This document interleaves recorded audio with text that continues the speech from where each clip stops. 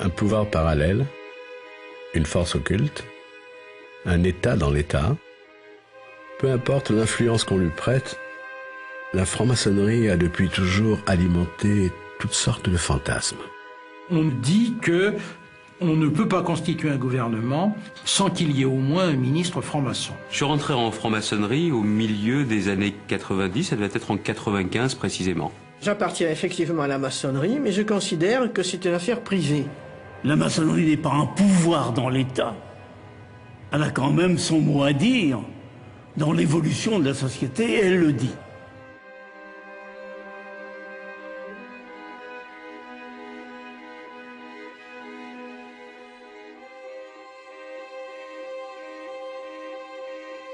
On ne peut pas dire que la franc-maçonnerie en France n'est pas un pouvoir, c'est un pouvoir. Une institution et, a fortiori, un réseau, c'est un peu comme un iceberg. Il y a l'influence visible et puis il y a l'influence invisible. Ce qu'elle pèse aujourd'hui, ce qu'elle veut faire aujourd'hui, ce n'est pas négligeable.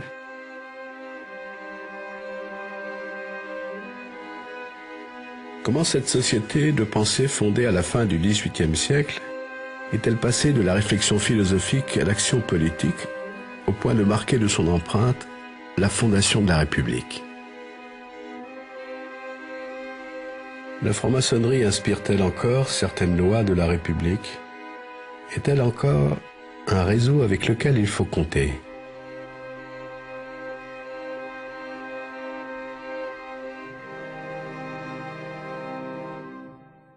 C'est pas des réseaux, ce sont des hommes et des femmes qui partagent des valeurs. Et ensuite, on dit ils se font la courte échelle, mais en réalité, ils se comprennent un peu mieux. La franc-maçonnerie est un laboratoire d'idées et elle n'est que ça. On vient à la Grande Loge nationale française véritablement rechercher une certaine élévation spirituelle et je dirais un certain perfectionnement moral. Je crois qu'on connaît mal la franc-maçonnerie en général et la franc-maçonnerie féminine en particulier. C'est parce qu'on la connaît mal qu'on en a peur. La République et le système ont besoin de gens sûrs et disponibles, ne remettant pas en cause la légitimité de l'État. Alors ce qui est intéressant dans la franc-maçonnerie, c'est qu'elle ne complote pas, paradoxalement. Elle est extrêmement légitimiste. C'est sous le Second Empire que les francs-maçons s'emparent de questions politiques et préparent l'avènement de la Troisième République. Les loges accueillent de nombreux républicains qui luttent contre le régime en place, autoritaire, conservateur et soutenu par l'Église catholique.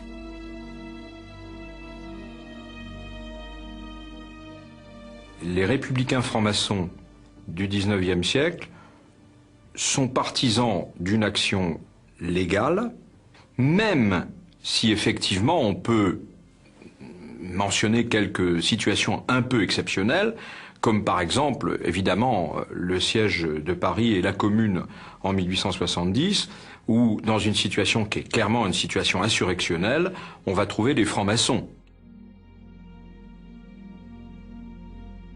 Je crois qu'il faut bien comprendre ce qu'est le monde politique, la société politique française dans les années 1870. Il n'y a pas de parti politique. Il n'y a pas d'associations. Elles sont interdites par la loi, elles le seront jusqu'en 1901. Et par conséquent, la franc-maçonnerie est la seule organisation étendue sur le plan national. Il y a à ce moment-là à peu près 10 000 francs-maçons en France, 400 ateliers, loges maçonniques, et ce groupe est en adéquation complète avec les hommes qui sont en train de fonder la Troisième République. Il y a tout un maillage du territoire national, parce que les loges, depuis 2 siècles alors, sont répandues sur tout le territoire national. Et dans la plus petite sous-préfecture ou chef-lieu de canton, il y a une loge où sont présents le maire, le médecin, l'avocat, le notable local, et d'ailleurs souvent aussi les représentants de la police. Ce sont ces gens-là qui vont en quelque sorte imprégner le territoire de leurs idéaux républicains. Et ils vont participer à l'action politique d'une manière légale. Ça veut dire, clairement, il faut qu'on parvienne à gagner les élections. Les loges à cette époque préparent les candidatures, suscitent les candidatures, essaient de trouver dans leur rang, bien entendu, un candidat. Si le candidat n'est pas franc-maçon, ce qui peut arriver, mais qui paraît le mieux placé dans le camp républicain, on le soutient.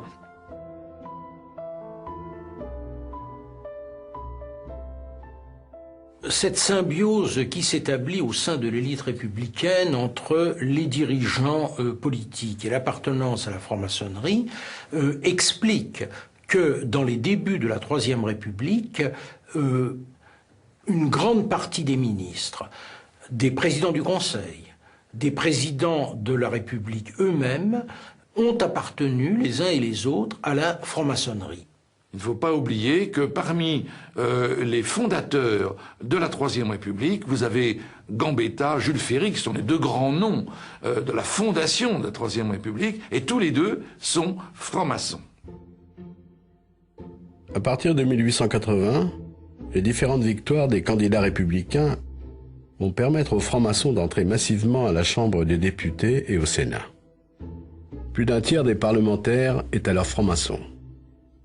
Une partie des sujets de société discutés dans les loges depuis des années vont ainsi devenir des textes de loi de la République. L'un des plus emblématiques, la loi de 1881, fondatrice de la liberté d'expression. La loi de 1881, c'est toujours la loi qui signale qu'on n'a pas le droit d'afficher. Mais la loi de 1881, ce n'est pas une loi de défense. C'est une loi qui dit qu'on n'a pas le droit d'afficher n'importe où parce que désormais on a le droit d'afficher quelque part. On a le droit d'afficher ses opinions, mais bien entendu, il faut le faire dans l'ordre. Donc il y a des zones d'affichage dans les villes où l'on peut exprimer ses opinions. Mais avant, on n'avait pas le droit du tout. Et puis surtout, la partie essentielle de la loi de 1881, c'est d'établir la liberté de la presse. La presse, désormais, est libre. On peut imprimer et vendre toutes les opinions qu'on souhaite défendre. Évidemment, ça c'est l'article 1 de la possibilité même d'établir une société plurielle, une société de liberté. Que toutes les opinions puissent librement s'exprimer, comme elles se sont toujours librement exprimées au sein des loges, où l'on a le droit de tout dire, et depuis longtemps. Eh bien, il faut que cette pratique de la loge, elle s'ouvre à la société dans son entier. Donc, la loi de 1881, c'est finalement la première pierre de l'édifice de la République maçonnique.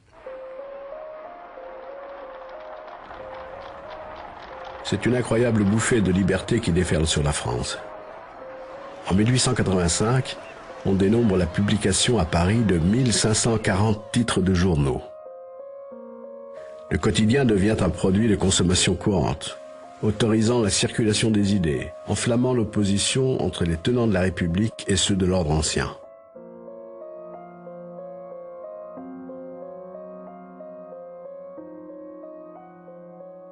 L'explosion d'hostilité à la République que manifeste l'Église catholique va probablement être un des éléments, sans doute pas le seul, mais un des éléments qui vont conduire la franc-maçonnerie à passer de ce socialisme spiritualiste qui était certainement anticlérical mais qui n'était pas anti-religieux, à quelque chose de tout à fait différent, où va apparaître l'idée de la morale laïque. Et c'est à partir de ce moment-là qu'on dit la République sera sociale et laïque. Parce qu'on a finalement acquis la conviction dans les milieux républicains, et singulièrement dans les milieux républicains et maçonniques, qu'on ne pourra jamais plus espérer concilier la République et l'Église catholique.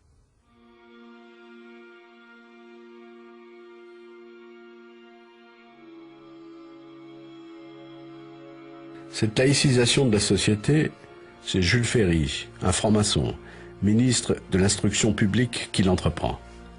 Il révolutionne l'enseignement. Désormais, l'école sera obligatoire, gratuite et laïque pour les enfants de 6 à 13 ans. Ce ne sont plus les curés qui enseignent, mais des instituteurs formés par la République dans les toutes nouvelles écoles normales. Autre bouleversement profond de la société, les filles ont droit à l'instruction publique. C'est la création des écoles pour jeunes filles.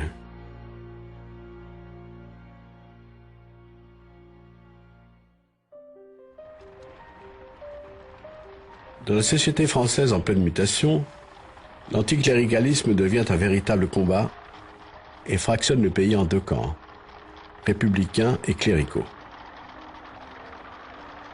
La bataille laïque se poursuit. Les francs-maçons font voter une loi autorisant le citoyen à choisir ses funérailles, civiles ou religieuses. Mais la loi qui va provoquer le plus d'hostilité des milieux conservateurs est celle que défend Alfred Naquet, un franc-maçon. En 1886, on a enfin le droit de divorcer.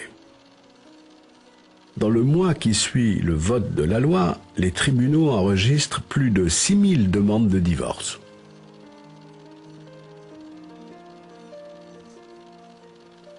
La France s'apprête à clore le 19e siècle et à entrer dans le 20e siècle. Le cinématographe vient d'y être inventé. Les expositions universelles témoignent de la foi de la société dans les progrès scientifiques et techniques. À la Chambre des députés, les francs-maçons dominent. L'une de leurs grandes idées, la liberté d'association, va devenir une loi en 1901 qui doit consolider la construction d'un pays démocratique. Désormais, on a le droit de s'associer et donc de fonder un parti politique. C'est en juin 1901 que se réunit un congrès formateur d'un parti qui se veut républicain, radical et radical-socialiste, c'est-à-dire qui est supposé rassembler toutes les nuances du parti républicain. Quelques 500 comités, des journaux, des élus de toute nature et 155 loges maçonniques, qui sont, avec tous leurs adhérents, membres effectifs du Parti radical. Le Parti radical domine la vie politique française. C'est l'âge d'or de la franc-maçonnerie. Elle est devenue le ciment du nouveau régime que ses adversaires désignent comme la République des frères. Est-ce que cette franc-maçonnerie est en quelque sorte un gouvernement occulte, comme l'affirment par exemple les catholiques, qui en sous-main dirige la République et dont les hommes au pouvoir ne seraient en quelque sorte que les marionnettes?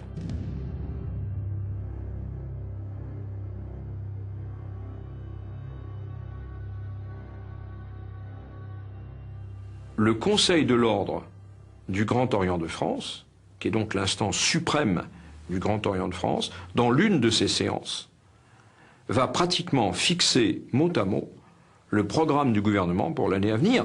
Mais il faut bien préciser que dans ce même Conseil de l'Ordre siègent plusieurs ministres du gouvernement. Et que d'une certaine manière, le Conseil de l'Ordre du Grand Orient de France a presque la valeur d'un conseil de cabinet. Cette collusion entre le pouvoir politique et la franc-maçonnerie va connaître son point culminant en 1904. Après avoir laïcisé l'éducation, les républicains s'attaquent à l'armée, bastion supposé conservateur au cœur de la République. Le général André, ministre de la guerre et franc-maçon, va organiser un système de fichage des officiers dont l'objectif est d'identifier les militaires anti-républicains ou trop ouvertement catholiques. Le système consiste à demander aux loges des renseignements sur les officiers qu'elles connaissent. Et éventuellement à faire des enquêtes. On pourrait presque dire des filatures. Et à envoyer ces renseignements sur des fiches qui seront centralisées par le secrétariat du Grand Orient de France et mises à la disposition du ministère de la Guerre. André va décider de qui passe au grade supérieur ou pas telle ou telle année. Et donc il a le tableau d'avancement qui concerne les états de service de l'officier, et à côté, il a la fiche qui lui est remontée par la loge de la ville où l'officier est en poste. 17 000 fiches de renseignements sont ainsi rédigées par les loges, bloquant la carrière de centaines d'officiers présumés anti-républicains. Parmi eux, un colonel qui n'oubliera pas, Philippe Pétain. Les anti-maçons vont faire éclater l'affaire et provoquer la démission du ministre et la chute du président du Conseil, Émile Combes, un franc-maçon, qui avant de quitter le pouvoir achève son chef-d'œuvre, la séparation des églises et de l'État. En 1905, la République est définitivement laïque. Quand on regarde en détail la loi de 1905, on découvre des chapitres dont le titre est assez surprenant, puisqu'il y en a un qui s'intitule « De la police des cultes ». Quand l'État assure la police des cultes, je considère qu'il n'y a pas de séparation, mais qu'il y a d'une certaine manière une mise en tutelle, une mise en résidence surveillée. Et c'était très exactement l'objectif. C'est-à-dire, en quelque sorte, couper les ailes de l'Église de manière qu'elle ne puisse plus entraîner la société française. Par la force de la loi, des curés sont expulsés, des couvents fermés, des congrégations interdites. Les biens de l'Église sont inventoriés. Les francs-maçons deviennent les ennemis désignés des mouvements conservateurs. L'antimaçonnisme, courant de pensée né au XIXe siècle, puise dans cette haine toute la vigueur nécessaire à la revanche qui se trame.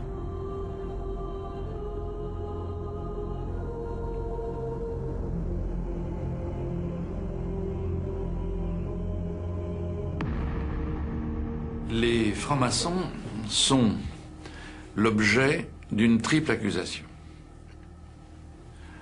D'abord, ils ont voulu instaurer la République contre la monarchie. Deuxièmement, ils veulent décatholiciser la France.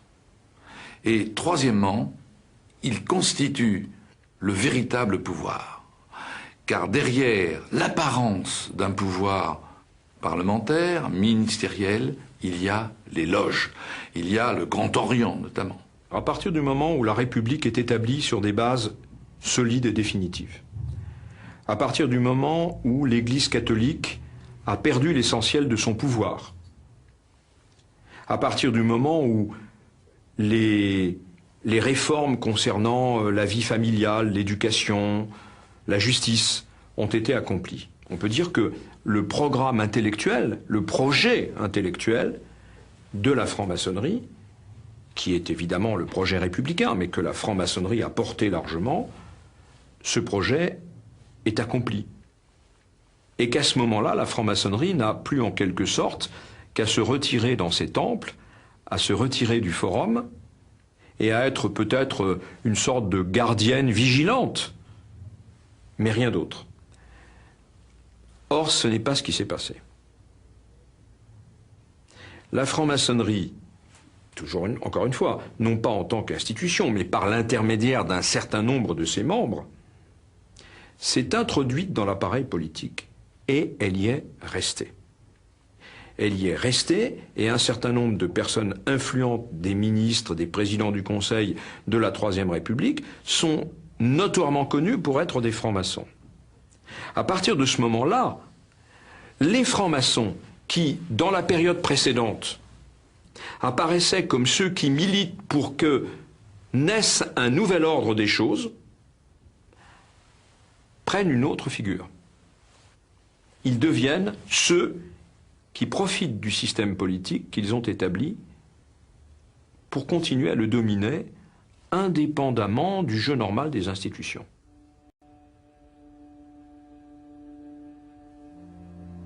Après la Première Guerre mondiale, l'antimaçonnisme et l'antisémitisme ont se conjugué et créé un concept redoutable, facile à comprendre pour l'opinion publique, le complot judéo-maçonnique.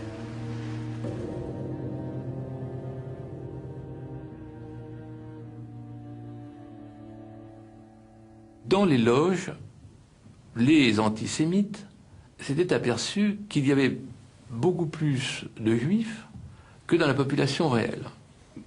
Dans la partie, disons, la plus bourgeoise de cette communauté juive, dont beaucoup sont en France depuis le Moyen-Âge, le progrès de la société les amène parfois à se déjudaïser, à ne plus pratiquer la religion de leurs ancêtres. Et à ce moment-là, la maçonnerie apparaît comme certainement un moyen de s'intégrer plus rapidement à la société française, sans passer par la conversion au catholicisme, au protestantisme. Bon. Alors c'est un phénomène micro-sociologique. Mais comme les antisémites et les antimaçonniques se recrutent dans les mêmes milieux qu'ils ont les mêmes procédures de délire intellectuel, ils se disent, ça y est, c'est les mêmes. C'est les deux faces du même phénomène.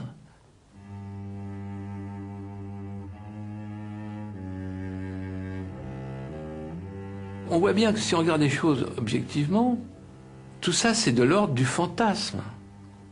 Mais le fantasme, nous le savons en étudiant la psychologie, il obéit à une fonction, il a une utilité. L'utilité, c'est de trouver des boucs émissaires dans une Europe qui a beaucoup souffert de la Première Guerre mondiale, qui est complètement détruite par la crise économique de 29, et avec des élites politiques, notamment pour ce qui concerne notre pays, qui sont rongées par l'instabilité.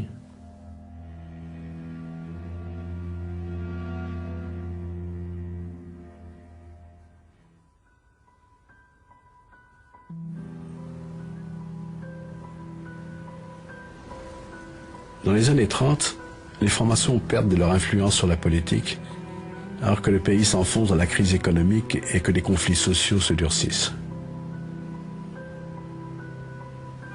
En 1936, le Grand Orient et son bras politique, le Parti radical, soutiennent la coalition de gauche menée par Léon Blum. La victoire du Front populaire voit le retour éphémère de quelques francs-maçons dans des ministères régaliens, comme l'Intérieur ou l'Éducation nationale.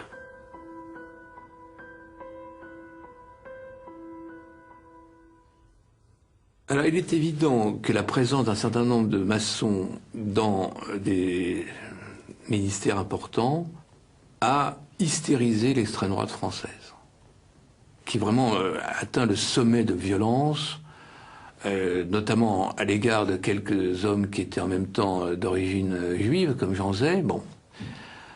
La presse extrême droite se déchaîne.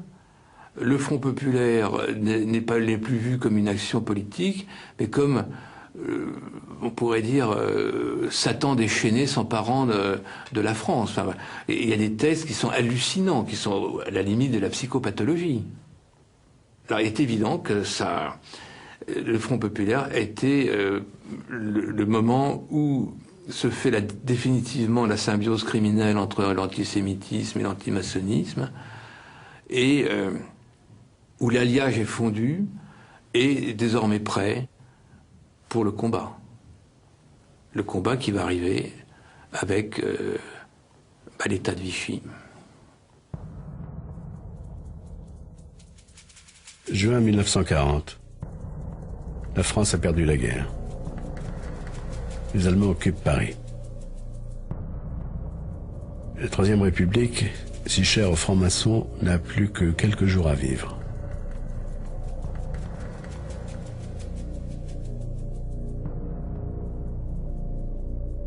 Les Allemands rentrent dans Paris. L'une des premières choses qu'ils font, c'est d'occuper le ministère de l'Intérieur, la présidence du Conseil, le ministère de la Défense, qui étaient des lieux stratégiques. Eh bien, le même jour, ils occupent le Grand Orient de France. Parce que dans l'imaginaire des nazis, la franc-maçonnerie, c'était l'âme de la République démocratique. Le 22 juin, l'armistice est signé. La République est à terre. Et les parlementaires réfugiés à Vichy lui donnent le coup de grâce.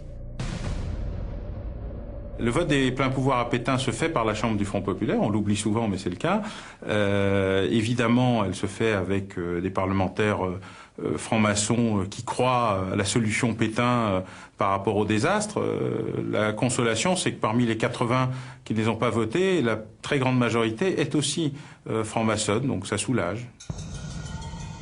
Une partie de ceux qui vont voter pour Philippe Pétain ne votent pas pour des raisons idéologiques, pas forcément contre la Troisième République, en tous les cas pas forcément pour la Révolution nationale, mais ils votent donc pour que, pendant un laps de temps, ce Philippe Pétain, vainqueur de Verdun, en qui beaucoup de Français se reconnaissaient à l'époque, donc puisse avoir des pouvoirs temporaires. Et le petit père Pétain, 2 jours, 3 jours, 4 jours après, dit « Eh ben moi, je fais ma petite révolution juridique, je vous crée l'État français. »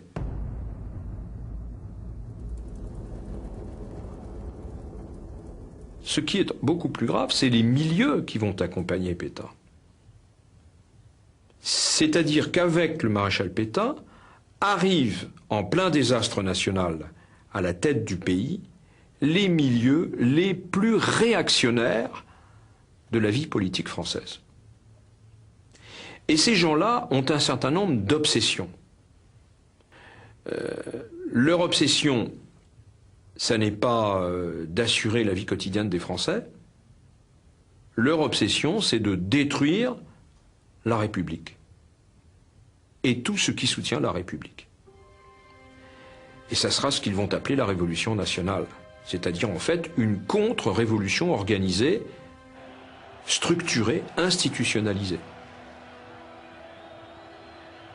À partir du moment où on comprend que l'objectif de ces gens-là, ce n'est pas d'assurer le fonctionnement de la France dans la détresse profonde où elle se trouve.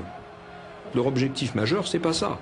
Leur objectif majeur, c'est enfin, on va pouvoir revenir sur tout l'héritage révolutionnaire, on va pouvoir défaire la République.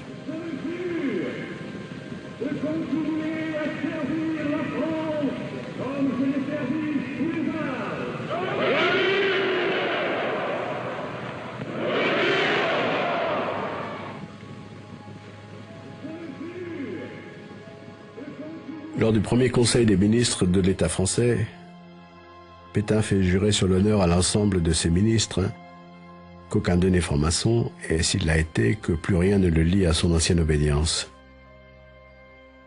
Il s'agit pour le maréchal d'une véritable obsession qui va devenir l'objet de l'un des tout premiers décrets du nouveau gouvernement. En plein mois d'août 1940, il faut se souvenir de ce qu'est l'état de la France. Des millions de gens sur les routes. La détresse absolue, la désorganisation totale.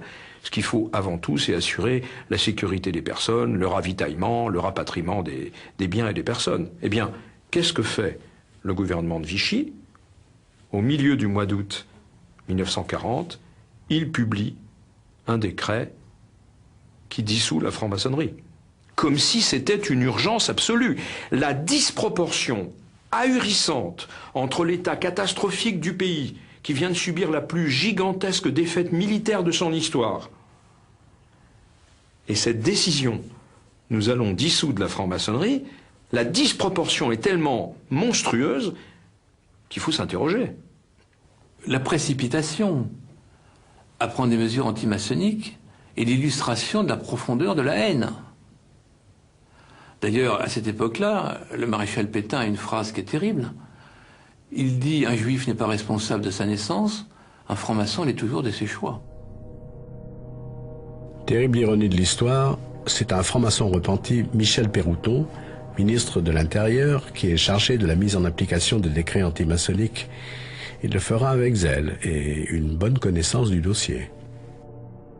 Toute la machine administrative s'est mise en branle à partir de là, alors à la fois du côté des préfets, des maires et des services de police. Et ça a été le point de départ de la création du service des sociétés secrètes. Et il s'agissait essentiellement d'avoir un fichier le plus complet possible des francs-maçons. En quelques mois, l'administration fait remonter au service des sociétés secrètes des milliers de noms de francs-maçons. Un deuxième décret ordonne, en août 1941, la publication de tous ces noms au journal officiel, les désignant ainsi à leurs concitoyens.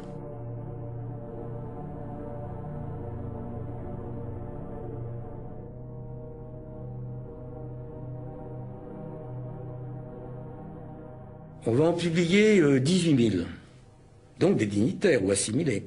Mais que ces dignitaires, puisqu'ils ont été montrés à toute la France, perdent ipso facto leurs fonctions. Les fonctions de quoi? Eh bien, les fonctions qu'on va copier sur les fonctions qu'avaient perdues les Juifs français par la loi du 2 juin 1941. C'est-à-dire toutes les fonctions électives ou les fonctions de la haute administration publique ou assimilées. Il y a un modèle, c'est ces interdictions faites aux Juifs par la loi du 2 juin 1941. Eh bien, les maçons sera pareil.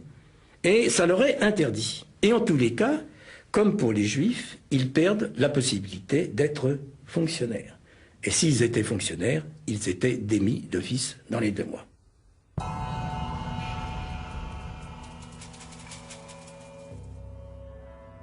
Mais le jour où on s'est mis à dire, dans le 3e canton de telle circonscription, messieurs un tel bidule et machin sont francs-maçons, monsieur truc est le vénérable de la loge, les gens commençaient à dire, ah bah attendez, la franc-maçonnerie, si vous voulez, mais le docteur Legrand, qu'on connaît bien, bon, il est peut-être vénérable de la loge, mais c'est quand même quelqu'un de bien, etc.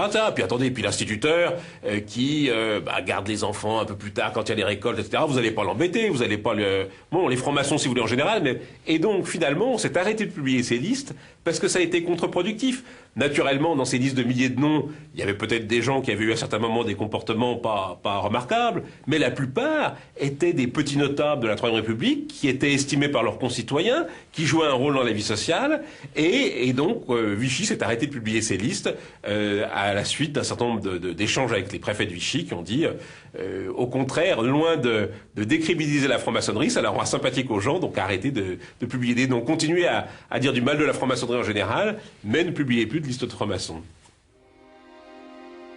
Dire du mal, c'est ce à quoi va s'employer le service des sociétés secrètes par la publication de revues antimaçonniques et l'organisation d'une grande exposition dans laquelle la franc-maçonnerie est présentée comme responsable de l'effondrement de la France. Au Petit Palais vient de s'ouvrir l'exposition maçonnique qui jette la lumière sur la curieuse et mystérieuse mise en scène établie par les francs-maçons qui prétendaient ainsi à impressionner leurs adeptes.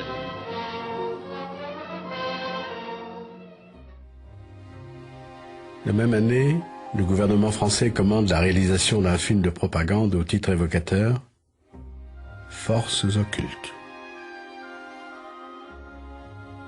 Le financement est allemand. Le scénario et la réalisation sont confiés à 2 anciens francs-maçons, Jean-Marc Rivière et Paul Riche. Il est formel que tous les 2 étaient francs-maçons. Paul Riche, lui, non seulement il est franc-maçon, mais il est, la veille de l'armistice, il est vénérable d'une loge au Grand Orient de France. Qui pouvait faire un film antimaçonnique mieux que 2 francs-maçons? Ah, ça c'est la question, et c'est la question qui fait que Forces occultes est resté ce film le plus étrange de toute l'histoire du cinéma, puisqu'il est le seul film antimaçonnique. Mais vous tous, maçons, vous poussez à la guerre! Pour que ce pays soit gouverné par vos lois, par les Juifs, et la maçonnerie surtout! Le peuple français ne se battra pas pour défendre une idéologie fumeuse, un régime ignoble, une république pourrie.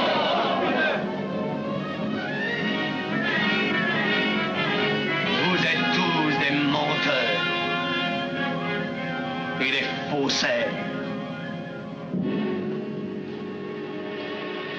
Il sort au cinéma des Champs-Élysées à Paris et il a un succès public.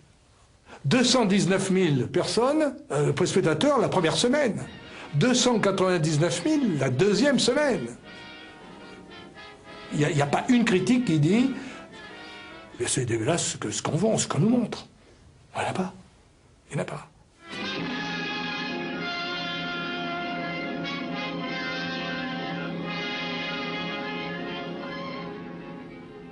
Je crois que tout cela a des conséquences qui se font sentir de nos jours encore, c'est-à-dire plus de 50 ans après, 60 ans après.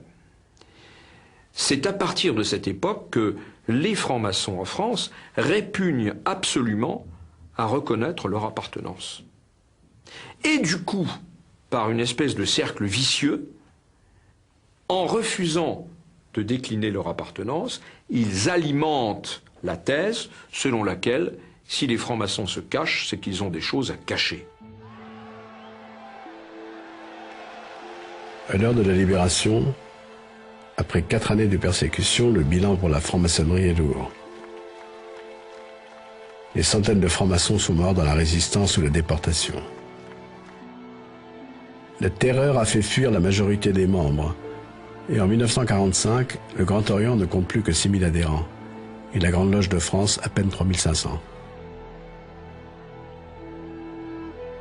La maçonnerie ne sort du trou noir qu'au début des années 50. Mais elle n'est plus la même. Elle n'est plus la même, notamment quant à son implication dans le jeu politique. Parce que les francs-maçons ont commencé une réflexion sur eux-mêmes, et en particulier une réflexion critique. Et ils se sont dit, pourquoi y a-t-il eu, pendant 4 ans, un tel déchaînement de violence sur nous? C'est parce qu'on nous avait identifiés à l'appareil politique. Il n'y a pas d'autre raison. On nous avait identifiés à l'appareil politique. De sorte que si nous replaçons nos pas dans les pas de nos aînés, nous pouvons courir les mêmes risques.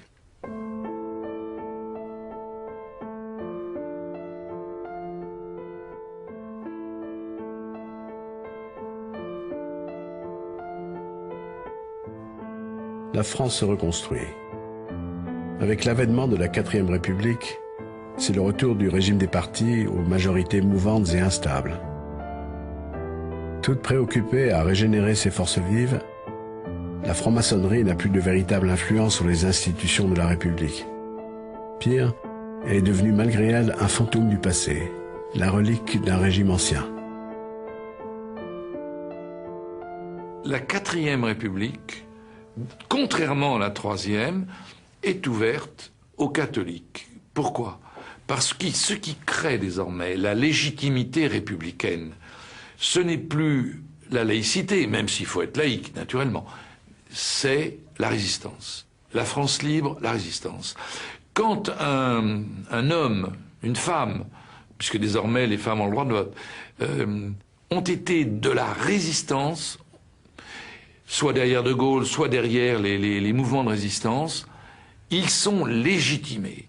Et c'est ainsi que le grand parti nouveau, c'est le MRP, le Mouvement républicain populaire, qui est un parti confessionnel, qui ne veut pas être un parti catholique ou un parti chrétien, mais bon, il n'empêche que c'est quand même un parti qui est dirigé par des démocrates chrétiens qui ont tous été plus ou moins dans des mouvements de jeunesse catholiques et qui pendant la guerre ont été des résistants. Désormais, les groupes qui dominent la vie politique française n'ont pas de rapport étroit, voire pas de rapport du tout, voire ne peuvent pas avoir de rapport avec la franc-maçonnerie. C'est le cas du Parti communiste qui a le vent en poupe depuis 1945 et qui, depuis les 21 conditions, interdit depuis 1923 toute appartenance à la franc-maçonnerie.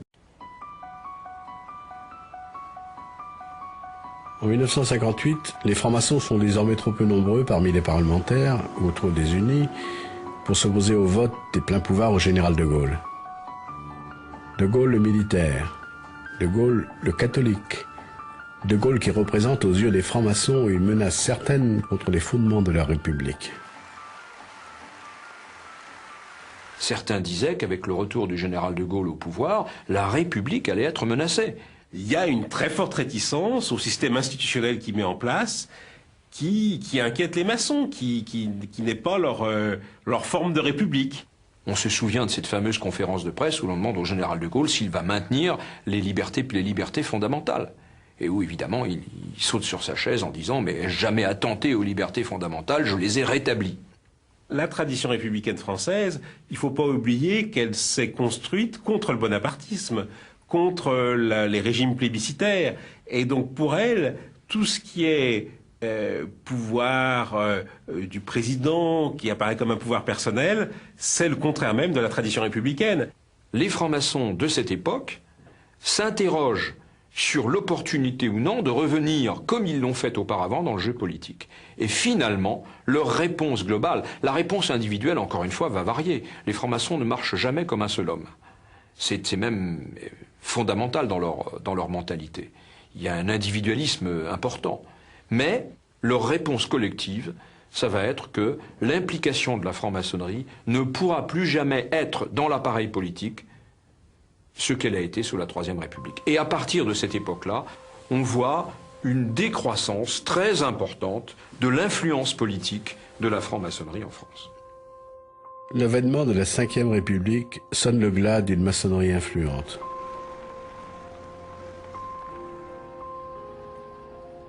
Dans les différents gouvernements du général de Gaulle, peu de francs-maçons, à l'exception de Philippe de Chartres, ministre de l'Équipement et du Logement.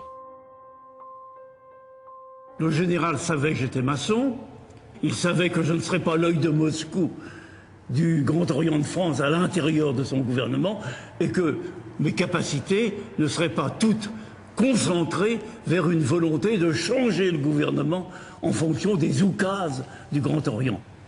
Tout le temps où j'ai été ministre du général et de Georges Pompidou, j'étais vénérable de ma loge, la loge Paris. Et pendant tout ce temps, 2 fois par mois, je présidais ma loge.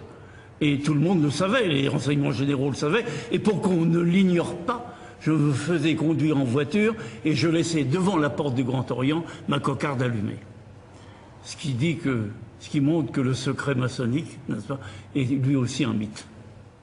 Dans les années 60 et 70, la franc-maçonnerie a probablement trouvé un nouveau moyen de s'insérer dans le jeu politique, en se réservant quelques dossiers.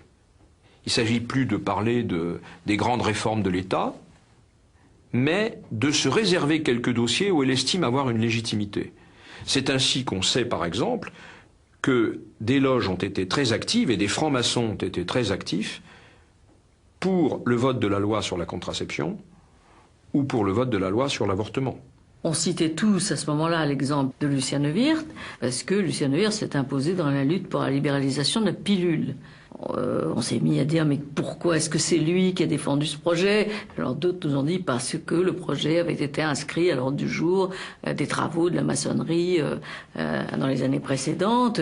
Bon, c'est à ce moment-là, si vous voulez, qu'on s'est tous mis un peu, tous les journalistes, on s'est mis à découvrir la franc-maçonnerie, pour ceux d'entre nous qui ne la connaissaient pas, et à parler de ça. Les médias, après 2 décennies d'oubli, vont faire de la franc-maçonnerie un sujet de presse récurrent, poussant l'institution à jouer le jeu ambigu de la communication. Je m'engage à garder inviolablement le secret maçonnique, à ne jamais rien dire ni écrire sur ce que j'aurais pu voir ou entendre, pouvant intéresser l'ordre, à moins que j'en ai reçu l'autorisation. Les francs-maçons cherchent aussi à revenir dans le jeu politique. À gauche, Charles Hernu, membre du club des Jacobins, décide d'aider François Mitterrand qui n'a plus ni parti ni tribune. Il y a eu, si vous voulez, dans les années 70, un certain nombre de maçons de gauche qui ne se sont pas satisfaits du Parti socialiste tel qu'il était et qui ont constitué des clubs ou des formations politiques comme la Convention des institutions républicaines, parce qu'ils avaient le sentiment que celui qui répondait le mieux à leurs aspirations philosophiques, maçonniques, politiques, à leur sensibilité, etc., c'était François Mitterrand, et qu'ils ont voulu l'aider à accéder au pouvoir. Le club des Jacobins était un club qui a beaucoup aidé François Mitterrand à titre personnel, mais aussi dans la création de la Convention des institutions républicaines. On a fait c'est une fédération de clubs. Et là, il est vrai que les gens qui s'occupaient de cela, ils étaient tous maçons au départ.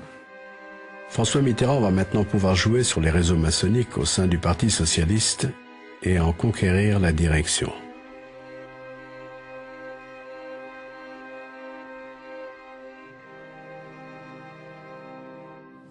François Mitterrand, par les positions qui avaient été les siennes, par les combats qui avaient été les siens, etc., présentait toutes les garanties de républicanisme et de laïcité qu'il fallait. Ce qui n'était pas le cas de Michel Rocard. Donc, effectivement, en 81, les maçons, enfin certains d'entre eux en tout cas, à gauche, ont plutôt penché en faveur de François Mitterrand. Mai 1981.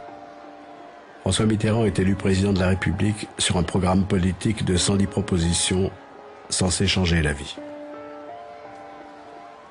Pour les francs-maçons qui l'ont soutenu, c'est un retour en grâce.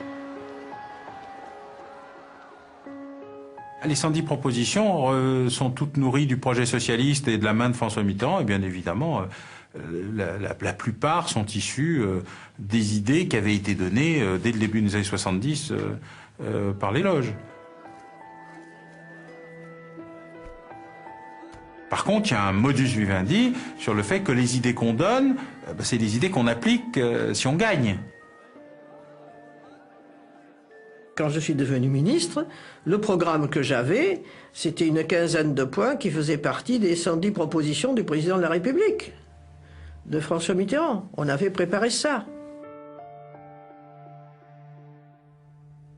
Il faut attendre l'arrivée au pouvoir de François Mitterrand pour que les socialistes fassent entrer dans leur gouvernement ou placent à la tête de services importants un certain nombre de francs-maçons, sans que pour autant il s'agisse d'un recrutement dans la franc-maçonnerie, mais plutôt d'hommes de gauche, membres du Parti socialiste, et qui sont en même temps membres de la franc-maçonnerie. Il y a eu une petite embellie en 1981, puisqu'on est monté à 90 députés sur 577 qui étaient francs-maçons, dont 50 dans le seul groupe du Parti socialiste. Donc il y a eu une petite embellie en 81, au point d'ailleurs qu'on a eu le sentiment que, effectivement, François Mitterrand avait donné un essor au pouvoir maçonnique. Le grand maître de la Grande Loge de France, Jean Verdun, m'a confié que le Grand Orient, d'ailleurs, ne se sentait plus. Il avait les chevilles qui avaient triplé de volume. Ils avaient le sentiment que, dès lors, ça y est, c'était une renaissance du Grand Orient au sein de la République et que pas une loi ne devait être adoptée à l'Assemblée sans être passée par l'obédience Grand Orient. L'école laïque, le grand combat de la franc-maçonnerie. En 1983, Alain Savary, ministre de l'Éducation nationale, défend un texte de loi visant à supprimer l'aide financière de l'État aux écoles privées. Alors je crois qu'il est indéniable que le texte sur le grand service public unifié de l'éducation nationale était un remerciement, un cadeau, un retour d'ascenseur à la franc-maçonnerie. Savary a été a porté ce texte qui faisait partie des 110 propositions, que ça s'est très mal passé, que Monseigneur Lustiger a mobilisé plus d'1 million de gens dans la rue. Voyant la situation, le président Mitterrand, je me souviens très bien, nous a dit quand il y a 1 million de gens dans la rue qui ne veulent pas d'un texte, on retire le texte.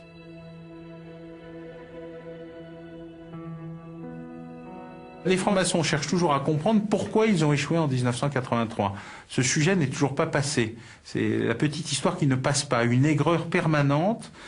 Pourquoi, alors que sur le terrain politique, les idées maçonniques portées par la gauche avaient obtenu la majorité à l'Assemblée, l'élection de François Mitterrand, l'abolition de la peine de mort, la libéralisation des ondes, de la radio-télévision, tout le programme y était passé.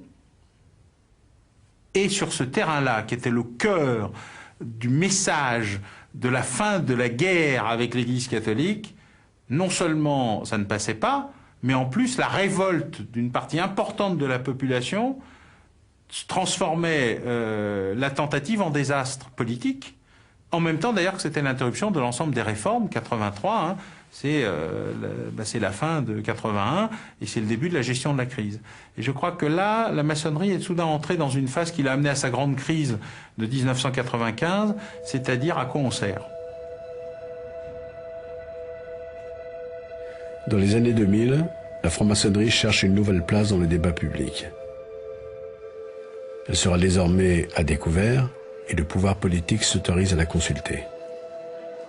Mesdames et messieurs les grands maîtres, mesdames, messieurs, je suis heureux de recevoir aujourd'hui les représentants d'une tradition philosophique qui a pris une part si importante en France et dans le monde à l'élaboration et à la diffusion des idées républicaines. Au moment de l'affaire du voile islamique dans les écoles, la franc-maçonnerie, vigie de la laïcité, revient au premier plan. Beaucoup de maçons était favorable à la loi sur le voile à l'école pour protéger nos enfants de ce qui était utilisé comme un élément de religion et comme un bélier pour enfoncer essentiellement des principes républicains. Et nous partions du principe que nous souhaitions absolument, et coûte que coûte, protéger les consciences en formation, notre jeunesse, de toute influence extérieure, essentiellement religieuse. De toute façon, c'est un sujet qui est devant nous.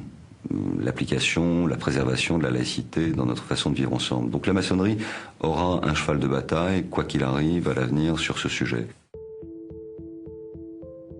Par un étonnant paradoxe, plus la franc-maçonnerie a perdu de son influence réelle sur le pouvoir, plus son influence fantasmée est montée en puissance. Comment va-t-on faire croire aujourd'hui que dans une France de 65 millions d'habitants, les 120 000 maçons répartis en 12 obédiences qui n'arrêtent pas de se tirailler entre elles dirigent ce pays? Alors, le nombre de parlementaires francs-maçons, Assemblée, Sénat, Parlement européen, est d'environ 10% de l'effectif, c'est-à-dire il y a environ 1 millier de parlementaires tout compris, ça fait à peu près 10% de l'effectif. Aujourd'hui, le pouvoir n'est plus dans les obédiences. Il est dans la République, dans les partis politiques qui font, depuis la 5e République clairement, mais même forcément depuis la 4e, le pouvoir républicain. Je sais bien que quand la gauche affronte la droite, il y a des francs-maçons partout. Donc si c'était si facile et si c'était un réseau, il n'y aurait pas de gauche, il n'y aurait pas de droite, il y aurait les francs-maçons et les autres. C'est pas le cas. Voilà, c'est pas le cas. Pourtant, la franc-maçonnerie se porte bien. Le Grand Orient de France et la Grande Loge nationale de France se livrent à une véritable concurrence. Alors, la franc-maçonnerie n'est-elle qu'une boîte à idées? Une gardienne du temple républicain? Où se situe aujourd'hui le pouvoir maçonnique?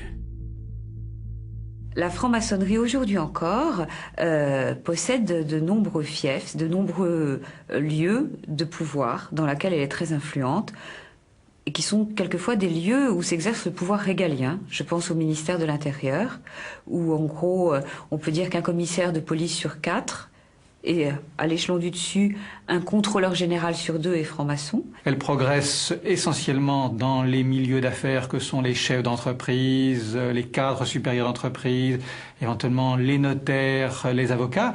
Et là, effectivement, ça déplace le pouvoir politique. C'est plus le pouvoir politique traditionnel, mais c'est le pouvoir politique au sens sociétal, économique. Il y a également toutes les entreprises publiques ou ex-publiques, c'est-à-dire EDF, La Poste, Air France, mais aussi les banques ex-nationalisées, tout le secteur mutualiste, où les réseaux francs-maçons jouent un rôle considérable. S'organiser en réseau, ça ne veut pas dire être un réseau qui prend un pouvoir ou qui va mettre la main sur tel homme politique ou sur tel président de la République. Moi, je vous prends un exemple. Mon père a été grand maître du Grand Orient. C'était un homme d'influence, c'était un homme convaincu, et qui, je crois, a appliqué dans son entreprise sa vision maçonnique, de solidarité, et puis ça tombait bien, puisque la structure coopérative ou mutualiste répond parfaitement aux objectifs maçonniques de travail en commun. Il se trouve qu'il était de la promo de Sciences Po de Chirac. Sophie Coignard dans son livre d'ailleurs, et puis c'est connu de tous, on dit chaque président de la République avait son grand maître, et on dit Barouin était le grand maître de Chirac. C'était d'abord des amis, qui partageaient ensuite des valeurs certaines sur certains points, qui étaient en opposition sur d'autres, qui se comprenaient. Il se trouve qu'ils se connaissaient bien et depuis longtemps. Il se trouve que l'un a été Premier ministre et l'autre a été grand maître du Grand Orient.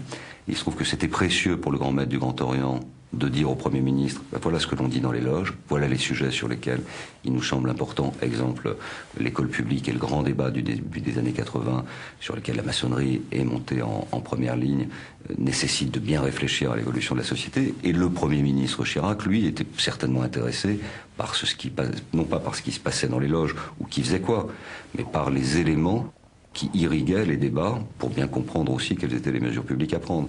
À partir du moment où c'est mystérieux, où c'est secret, ça génère des fantasmes. Et les fantasmes potentiellement intéressent, font vendre. Et je pense que si on montrait les choses de façon beaucoup plus transparente, comme ça se fait notamment en Angleterre, ce ne serait pas bardé de mystère, bardé un petit peu de soufre, comme vous le dites. Ça ne correspond en rien à la réalité, mais c'est vrai aujourd'hui que c'est toujours cette image-là qui est véhiculée autour de la maçonnerie. Et je crois aussi que la franc-maçonnerie a tout intérêt à jouer cette clarté, cette transparence, à rendre compte aussi de ce qu'elle sait faire. Il y a eu des époques où les choses ont été plus transparentes, plus claires. Il est évident notamment que les textes, notamment avec Henri Caillavet, ont été des textes inspirés par la franc-maçonnerie, d'une certaine façon. Qu'est-ce qu'il y a de mal à cela ? Quand on voit notamment des grands sujets de réflexion comme la laïcité, sont des thèmes qui sont au cœur de ce que peuvent être les idées maçonniques. Mais une chose est certaine, encore une fois, de publier les travaux, de rendre compte de ces travaux, ça me semble aller dans un sens nécessaire.